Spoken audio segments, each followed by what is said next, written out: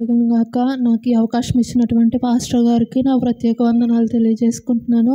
కూడి వచ్చిన మీ అందరికీ నా ప్రత్యేకమైన వందనాలు. చిన్న ప్రార్థన చేసి ప్రారంభించుకుంటాం. స్తుతి స్తుతి స్తుతి స్తుతి స్తుతి స్తోత్రం స్తోత్రం స్తోత్రం స్తోత్రం. పరిశుద్ధుడా, మహోన్నతుడా, మహాగణుడా, నీ బంగారు పాదాలకి వేలాది స్తుతులు స్తోత్రాలు చెల్లించుకుంటున్నామయ్యా. దేవా తండ్రి, ఇదిగో తండ్రి, ఇక్కడ నేను నిలవబడి మాట్లాడుచుండగా ప్రభువా, ఇక్కడ ఉన్న ప్రతి ఒక్కరితోటి నీవే మాట్లాడతావని నన్ను నీ చేతులకు అప్పగించుకుంటున్నామయ్యా.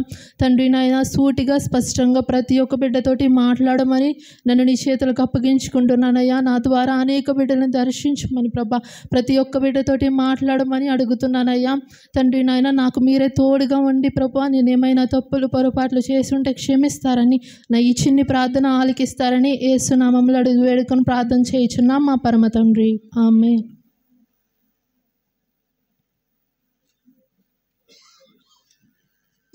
ఈరోజు నేను దేని గురించి చెప్పాలనుకుంటున్నానంటే, నీ కాడి విరవబడాలంటే నువ్వేం చేయాలి?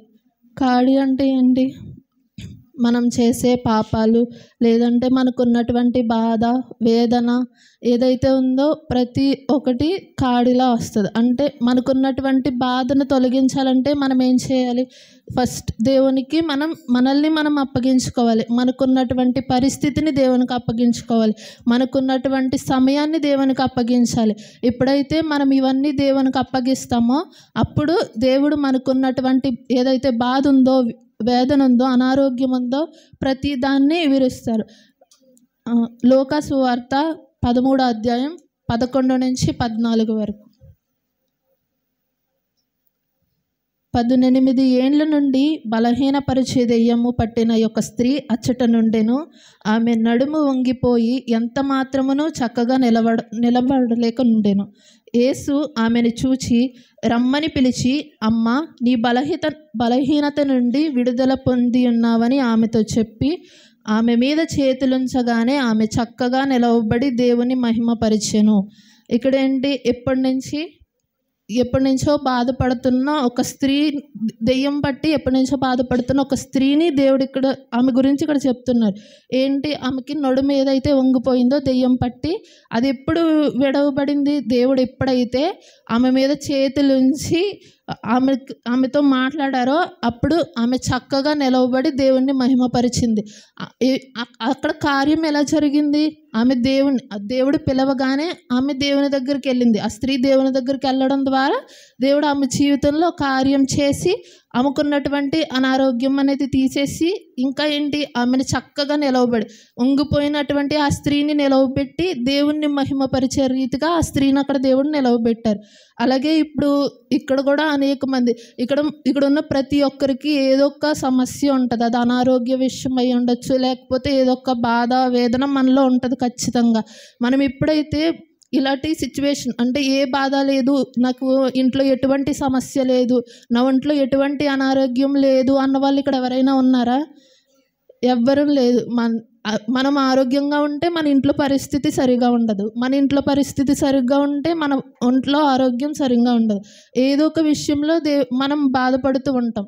కానీ ఈ బాధ నుంచి మనం ఎప్పుడు దూరంగా ఉంటాం? అంటే ఈ అనారోగ్యం మనల్ని ఎప్పుడు విడిచిపెడుతుంది? ఈ బాధ మనల్ని ఎప్పుడు విడిచిపెడుతుంది? అంటే మనకున్నటువంటి ఈ కాడ ఎప్పుడు విరగబడుతుంది? మనం ఎప్పుడైతే దేవునికి మనం అప్పగించుకుంటామో అప్పుడు మనకున్నటువంటి ఈ సమస్యలు అనేవి తొలగిపోతాయి.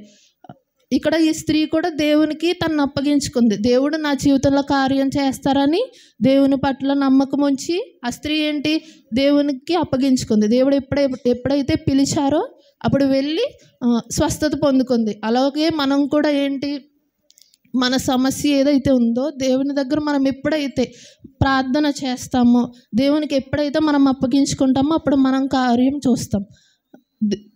కాడ ఎప్పుడు విరవబడుతుందంటే దేవుని అభిషేకం మన మీద ఎప్పుడైతే వస్తుందో అప్పుడు మన కాడ విరవబడుతుంది. అపోస్తల కార్యములు 2వ అధ్యాయం 1 నుంచి 4 వరకు.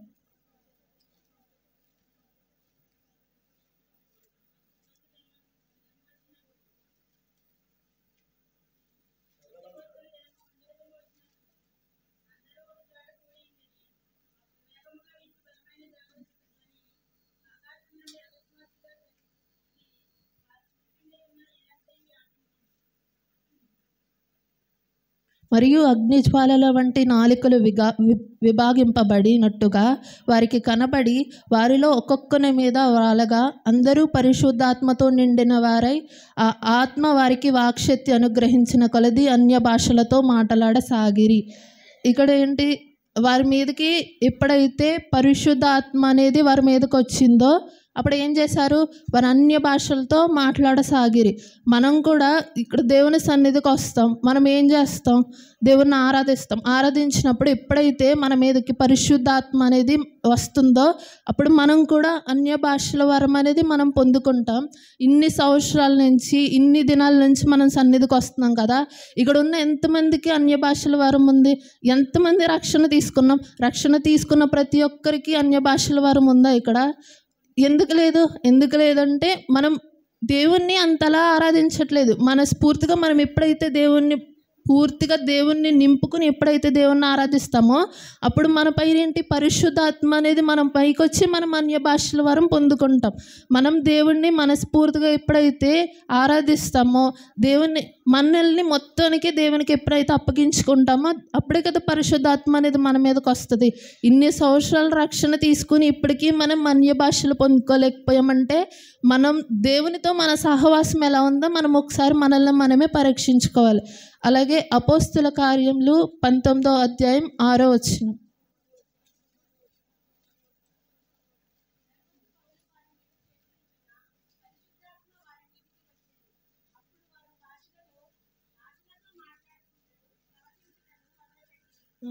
ఇక్కడ ఏంటి, పౌలు ఎప్పుడైతే అక్కడ ఉన్న వారి మీద చేతులు ఉంచారో అప్పుడు పరిశుద్ధాత్మ వారి మీదకి వచ్చింది.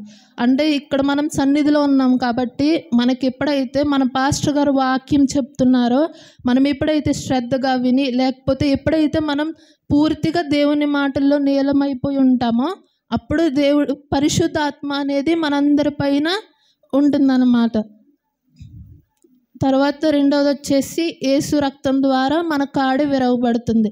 దేవుడు మన కోసం ఎందుకు రక్తం చిందించారు?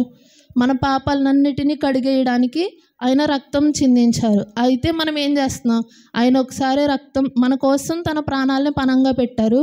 మనం ఏంటి, ఒకసారి పాపం చేసి దేవా నన్ను క్షమించు, ఈ పాపం నేను మరలా చేయను అనేసి రక్షణ తీసుకున్న వాళ్ళం ఏంటి, బల్లారాధన రోజున ద్రాక్ష రసము రొట్టె మనం తీసుకొని మా పాపాలను క్షమించి దేవా అని ఆ వారం మనం ఒప్పుకుంటాం. అదే ఆ వారం అయిపోయిన నెక్స్ట్ వారం మళ్ళీ మనం ఏదో ఒక పాపం చేస్తాం, మరలా బల్లారాధన రోజున మళ్ళీ బల్ల తీసుకుంటాము, మరలా పాపం చేస్తాం. మనం ఇదే రొటీన్ ఫాలో అవుతూ ఉంటాం. మనం పాపం చేస్తాము, మళ్ళీ పాపక్షమాపణ దేవుణ్ణి అడుగుతాం. మన కోసం ఆయన రక్తాన్ని చిందించారు. ఇంకా దేవా నేను ఏ పాపం చేయకూడదని ఒప్పుకున్నప్పుడు మరలా ఎందుకు అదే పాపం మనం చేయాలి? ఎందుకు దేవుణ్ణి అన్నిసార్లు మనం బాధ పెట్టాలి? ఎవరైనా మనల్ని ఒకసారి బాధ పెడితేనే మనం ఎంతలా కృంగిపోతాం. మన మాటల ద్వారా కానివ్వండి, చేతల ద్వారా కానివ్వండి, వాళ్ళు మనం బాధ పెట్టినప్పుడు మనం ఎంతలా కృంగిపోతాం. అటువంటిది మనం ఇన్నిసార్లు దేవుణ్ణి బాధ పెడుతున్నామే, ఆయన ఎంతలా కృంగిపోతారు? ఆయన ప్రాణాన్ని మన కోసం పెట్టి అంతలా దేవుడిని మనం ప్రేమించినప్పుడు మనం కొంచెం సమయం కూడా దేవునికి ఇవ్వలేక ఇంకా పాపాలతో నిండిపోయి దేవుణ్ణి అనేక బాధలతో కృంగచేసేస్తుంటే ఆయన మన విషయంలో ఎంత వేదన చెందుతూ ఉంటారు. మళ్ళీ బాధ వచ్చినప్పుడు మాత్రం దేవుని సన్నిధికి వచ్చి దేవా నా బాధల్ని తీసివేయి అని అడిగితే అప్పుడు దేవుడు ఏమైనా మనకి పార్షియాలిటీ చూపిస్తారా? అప్పుడు పాపం చేసింది నా బిడ్డ, ఇప్పుడు ఈ బాధలు నేను తను విడిచిపెట్టాలని దేవుడు అనుకుంటారా? లేదు. మనం ఎప్పుడైతే మళ్ళీ పాపం ఒప్పుకొని ఎప్పుడైతే దేవుని సన్నిధికి వస్తామో మన బాధను అనేది ఆయన తీసివేస్తారు. ఇన్నిసార్లు దేవుడు మనల్ని పాపాలను క్షమిస్తున్నారే, ఇంకెందుకు మనం పాపం చేయటం ఆపేసి దేవుని సన్నిధిలో ఎందుకు నిలబడకూడదు? ఆయన రక్తం ద్వారా మనల్ని కడిగి మన కాడి విరవబడాలని అని ఆయన కోరుకుంటున్నప్పుడు ఎందుకు మనం దేవునికి అప్పగించుకోకూడదు మనల్ని మనం? ప్రకటన 1వ అధ్యాయం 6వ వచనం.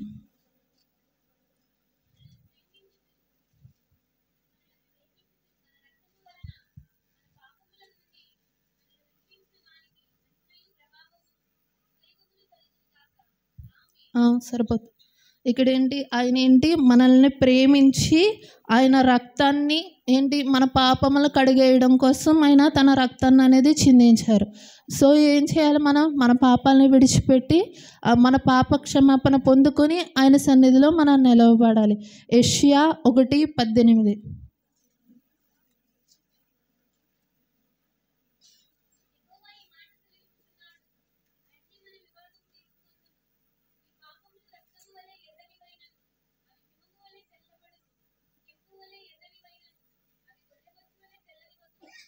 ఇక్కడ దేవుని ఏం సెలవిస్తున్నారు దేవుడు ఎప్పుడైతే మనం దేవుని దగ్గరికి వెళ్తామో అప్పుడు మన పాపములు రక్తము వలె ఎర్రనివైనను. అంటే మనం ఎంత పాపం చేస్తున్నామో ఇక్కడ చూసుకోండి, అంత పాపం మనం చేసినప్పటికీ ఎప్పుడైతే మనం దేవుని దగ్గరకు వస్తామో అవి హిమము వలె తెల్లబడును. మనం పాపక్షమాపణ దేవుని దగ్గరికి ఎప్పుడైతే వచ్చి మనం మోకరించి దేవా నా తప్పుల్ని క్షమించు అని ఎప్పుడైతే మనం ఒప్పుకుంటామో అప్పుడు హిమము వలె అవి తెల్లబడును. అంటే మన పాపాలన్నీ కడిగివేయబడతాయి.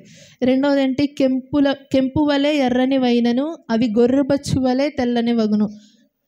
అది ఎలా అయితే ఎర్రగా ఉంటాయి, గొర్రెబొచ్చు ఎలా ఉంటుంది, తెల్లగా ఉంటుంది. మనం చేసిన పాపాలు ఎలా ఉన్నా సరే మనం ఎప్పుడైతే దేవుని దగ్గరకు వచ్చి ఒప్పుకుంటామో ఆ పాపాలన్నీ కడిగివేయబడతాయి. అలాగే మూడోది వచ్చేసరికి మనం చేసే ప్రార్థన ద్వారా కాడు అనేది విరవబడుతుంది. యెషయా 58:6.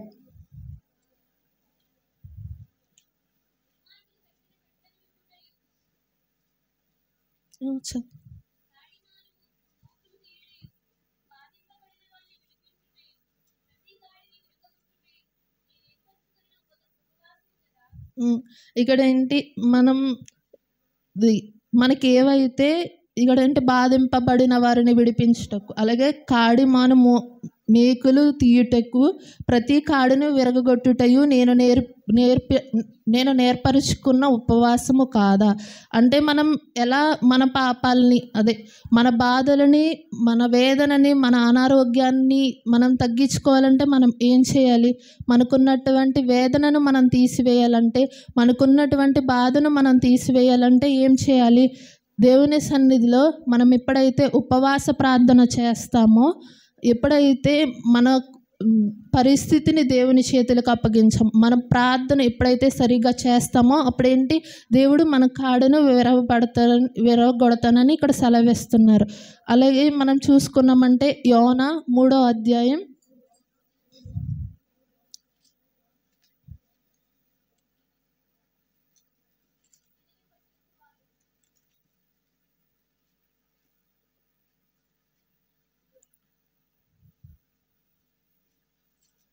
ఇక్కడ యెహోవా వాక్కు రెండవ మారు యోనాకు ప్రత్యక్షమై సెలవిచ్చినది ఏమనగా, యోనాకి దేవుని ప్రత్యక్షమయ్యి ఏమని సెలవిస్తారంటే, నీవు లేచి నినివే మహాపురమునకు పోయి నేను నీకు తెలియజేసిన సమాచారము దానికి ప్రకటన చేయము. ఇక్కడ యోనాకి దేవుని మాట, దేవుని వాక్కు ప్రత్యక్షం అవుతుంది. నినివే వారికి వెళ్ళి దేవుడు ఏదైతే యోనాకు చెప్పారో ఆ మాటలు అనేది నినివే పట్టణంలో ఉన్న వాళ్ళకి తెలియచేయమని యోనాకి ప్రత్యక్షం వస్తుంది అన్నమాట.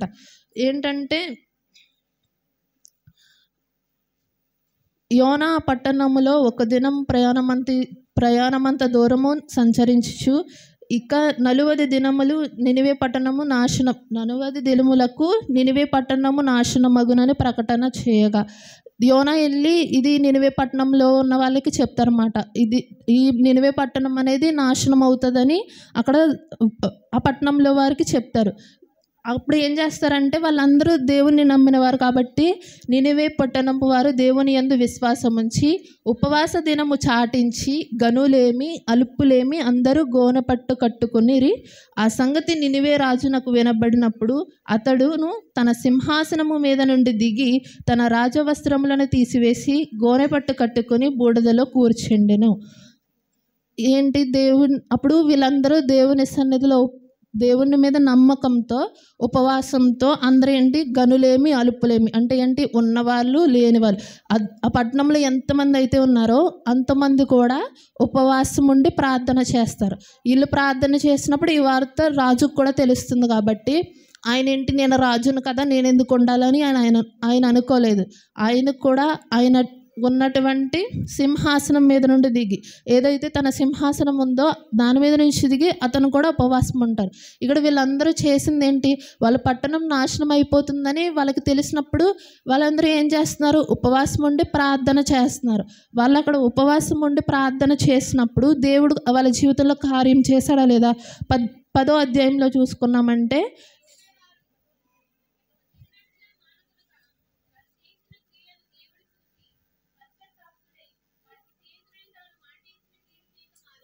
ఇక్కడ ఏంటి వాళ్ళు ఉపవాసం ఉండి ప్రార్థన చేశారు.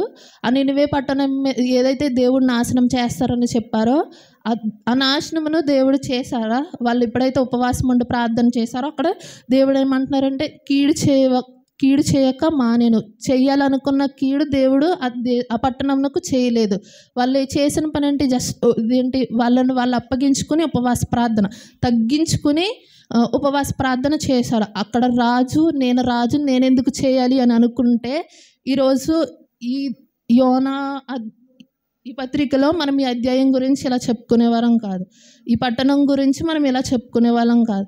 అక్కడ ఏంటి ఆ రాజు దిగి ఉపవాసం ఉండి అక్కడ ఉన్నటువంటి ప్రజలందరూ నాకెందుకు అని ఎవరు అనుకోలేదు. అందరూ దిగి ఎప్పుడైతే ఉపవాసం ఉన్నారో అప్పుడు వాళ్ళకి కార్యం చేశాడు దేవుడు. ఆ పట్టణాన్ని దేవుడు కాపాడాడు. అలాగే మనం ఎప్పుడైతే మనం తగ్గింపు కలిగి దేవుని సన్నిధిలో ప్రార్థన చేస్తామో అప్పుడు దేవుడు మన జీవితాల్లో కార్యాలు అనేవి చేస్తారు. హిజ్కియా గురించి మనందరికీ తెలుసు. ఆయనకున్నటువంటి రోగం గురించి ఆయన భయపడలేదు. ఆయన చనిపోతారని దేవుడే మాట యెషయాకి సెలవిచ్చి తనకి చెప్తారు హిజ్కియాకి. అక్కడ హిజ్కియా దేవుడే చెప్పాడు కదా నేను ఖచ్చితంగా చనిపోతానని అనుకోలేదు. దేవునికి ఏం చేశారు, ఆయన కన్నీటి ప్రార్థన చేశాడు. కన్నీటి ప్రార్థన చేయడం వల్ల ఆయనకి ఎన్ని సంవత్సరాలు పొడిగింపబడ్డాయి? 15 సంవత్సరాలు. అన్న సంవత్సరాలు పొడిగించుకుని ఏం చేసి కన్నీటి ప్రార్థన చేసి దేవుని సన్నిధిలో ఆయన జీవితం అనేది పెంచుకున్నారు. దేవుడు ఆయనకి అంత గొప్ప భాగ్యాన్ని ఇచ్చాడు. ఈరోజు మనమేమి మన జీవితాల్ని మనకేమీ చెప్పలేదు దేవుడు, నువ్వు ఈ రోగంతో చనిపోతావని దేవుడు నీకు చెప్పలేదు. కానీ ఏంటి, నీకు అనారోగ్య సమస్యతో నువ్వు బాధపడుతున్నావు, లేకపోతే ఇంట్లో ఏదో ఆర్థిక సమస్యతో నువ్వు బాధపడుతున్నావు, నీ చదువు విషయంలో, నీ జాబ్ విషయంలో, నీ ఎగ్జామ్స్ ఏ విషయంలో అయినా నీవు బాధపడుతున్నావేమో అప్పుడు నువ్వు చేయాల్సిన పని ఏంటి, కన్నీటి ప్రార్థన చేయాలి. దేవుడు ఎప్పుడు నిన్ను విడిచిపెట్టరు కదా. దావీదు గురించి మనకు తెలుసు. గొలియాతుని ఎలా ఓడిస్తాడో, చిన్న రాయితో ఓడిస్తాడు. ఏంటి, తన దగ్గర ఉన్నటువంటి గొడ్డను చుట్టుకుని ఇసిరితే గొలియాతు పడిపోతాడు. అదే చిన్న రాయి ఇప్పుడు నాకు ఇసిరారు అనుకో, నేను చచ్చిపోతానా? లేదు కదా. అంటే ఏంటి, అక్కడ దేవుడు ఏం చేశాడు, దావీదుకి తోడుగా దేవుడు ఉన్నారు కాబట్టి అక్కడ ఏంటి, ఆ చిన్న రాయి తగిలినా అంత పెద్ద గొలియాతు చనిపోయాడు, కింద పడిపోయాడు.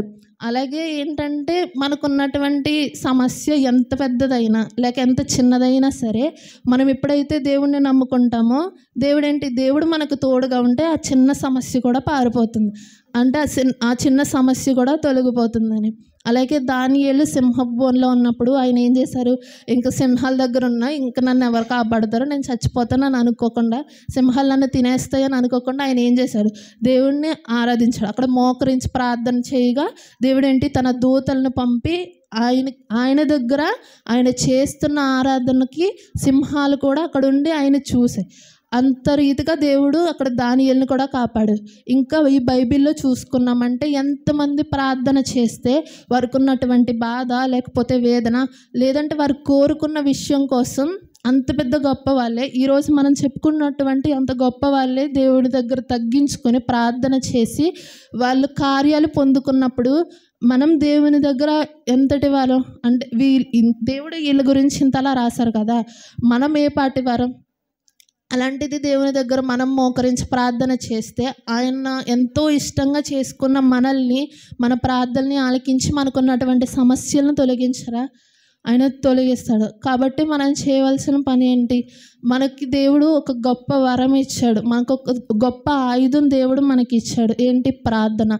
ఇంకా నీ సమస్య మరీ పెద్దదైతే నువ్వు చేయాల్సిందేంటి? ఉపవాస ప్రార్థన. నువ్వు ఎప్పుడైతే ఉపవాస ప్రార్థన చేస్తావో అప్పుడు దేవుడు నీ జీవితంలో గొప్ప కార్యం అనేది తప్పకుండా చేస్తాడు. సో మనం చేయాల్సింది ఏంటి?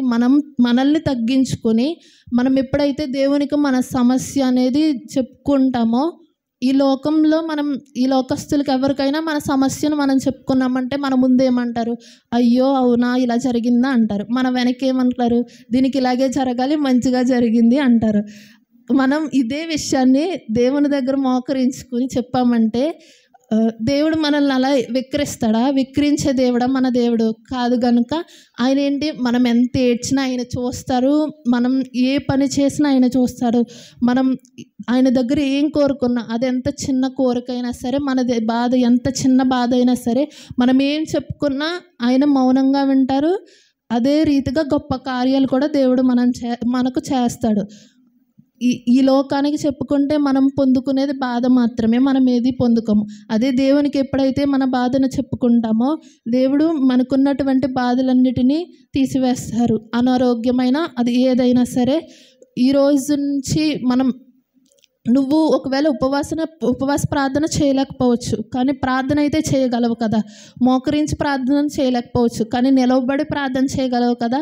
దేవుడు నీకు అవకాశం ఇచ్చినప్పుడు ఎందుకు చేయలేకపోతున్నావు? ఈరోజు నువ్వు మోకరించి ప్రార్థన చేయగలవు, కానీ రేపు నువ్వు మోకరించి ప్రార్థన చేయగలవో లేదో నీకు తెలీదు. అప్పుడు నువ్వు చేయాల్సింది ఏంటి? నీకు సమయం ఉన్నప్పుడు మాత్రమే నువ్వు ప్రార్థన చేయాలి. ఈరోజు నువ్వు మోకరించి ప్రార్థన చేయగలవు, ప్రార్థన చెయ్యి. ఈరోజు నువ్వు ఉపవాస ప్రార్థన చేయగలవు, ప్రార్థన చెయ్యి. దేవుడు నీకు ఇంత గొప్ప ఆయుధం దేవుడు నీ చేతికి ఇచ్చినప్పుడు నువ్వెందుకు ఉపయోగించుకోవట్లేదు? కాబట్టి మనం ఏం చేయాలంటే దేవుడు మనకి ఇచ్చినటువంటి ఆయుధాన్ని మనం ఉపయోగించుకోవాలి. దేవుడు మనకు చేయాలనుకుంటున్న కార్యానికి మనం కూడా మన వంతు ప్రయత్నం మనం చేయాలి. ఆ రోజు లాజరు చనిపోయినప్పుడు దేవుడేంటి? ఆ రాయిని దేవుడు తొలగించలేడా? తీయగలడు కదా. అన్నీ చేయగలగా దేవుడు. ఏంటి? వాళ్ళకి చెప్పగానే వాళ్ళు అక్కడ రాయి తీశాడు. ఏంటి? వాళ్ళ కార్యం, వాళ్ళు చేయాల్సిన పని వాళ్ళు చేశారు. అప్పుడు దేవుడు కార్యం చేశాడు, లాజరును లేపాడు. అలాగే మనం కూడా చేయాల్సిన పని ఏంటి? ప్రార్థన. నువ్వు ప్రార్థన చేయగలవు, నువ్వు ప్రార్థన చేసి నీ కార్యాన్ని నీ పని నువ్వు చేసావు. దేవా ఏంటి? నా పని నేను చేశాను, నేను చేయగలిగిన పని నేను చేశాను. ఏంటి? ప్రార్థన చేశాను. ఇంకా కార్యం చేయాల్సిన పని నీది, అది నేను చేయలేను కాబట్టి కార్యం చేయాల్సిన పని నీది కాబట్టి నువ్వు చేయాలి. నేను చేసిన పని నేను చేశానని దేవునికి ఎప్పుడైతే అప్పగించుకుంటావో నీ పని నువ్వు పూర్తి చేసుకున్నావు, అక్కడ నీ ప్రార్థన నువ్వు చేసేసావు. ఇంకా దేవుడు కార్యం దేవుడు చేస్తాడు. మనం ఏం చేయాలంటే ఏదో బాధ మనల్ని కురంగ తీసేస్తుందని ఒక మూలకి వెళ్ళిపోయి కూర్చోకుండా దేవుని సన్నిధిలో ఎప్పుడైతే మనం ప్రార్థన చేస్తామో, ఎప్పుడైతే మనం దేవునికి మనల్ని మనం అప్పగించుకుంటామో అప్పుడు ఆయన కార్యాలను ఆయన చేస్తాడు. ఇక్కడ ఉన్న ప్రతి ఒక్కరూ ఏ బాధతో అయితే బాధపడుతున్నారో, లేకపోతే ఏ కాడైతే వారి మీద ఉందో ప్రతిదీ విరవబడలాగా మనందరం మనల్ని దేవునికి అప్పగించుకుందాము. నా ఈ చిన్న మాటలు దేవుడు దీవించును గాక. ఆమేన్.